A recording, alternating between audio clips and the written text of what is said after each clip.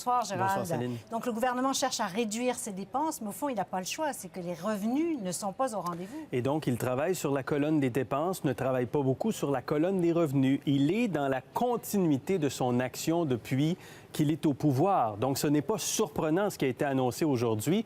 Cela dit, en même temps, il faut travailler sur les revenus. Il faut trouver des solutions pour générer de la croissance économique au Québec. M. Létao parlait, durant la campagne électorale, d'une croissance du PIB cette année de 2,1 %. Dans son budget du mois de juin, il a ramené ça à 1,8 %. Aujourd'hui, il nous ramène ça à 1,6 % et il révise à la baisse la projection de croissance du PIB pour 2015 également.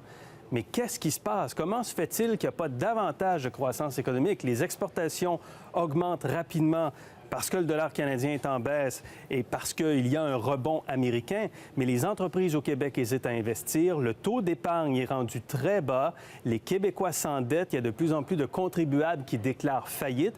Il y a un enjeu réel en termes de croissance économique présentement. Oui, il n'y a aucune mesure dans cette mise à jour économique pour la création d'emplois. Or, la situation de l'emploi va mal aussi. Il s'est perdu, depuis le début de l'année, 29 000 emplois. Perte nette de 29 000 emplois au Québec en 2014. Et quand on regarde depuis un an, depuis l'automne dernier, donc on ne fait pas de politique, on n'est pas en train de regarder qui est au pouvoir. Depuis un an, il s'est perdu 100 000 emplois à temps plein au Québec. Est-ce que le temps n'est pas venu de stimuler l'économie, de stimuler l'emploi? Il y a des petites mesures sur la relève agricole, pour les PME notamment, qui ont été annoncées aujourd'hui, mais c'est quand même minime par rapport au fardeau fiscal plus lourd qui est annoncé pour les particuliers et pour les entreprises. Sur 394 pages de mise à jour économique aujourd'hui, il n'y a pas grand-chose qui va stimuler l'emploi à partir de maintenant, malheureusement. Oui, pour les contribuables, ça commence dès janvier 2015.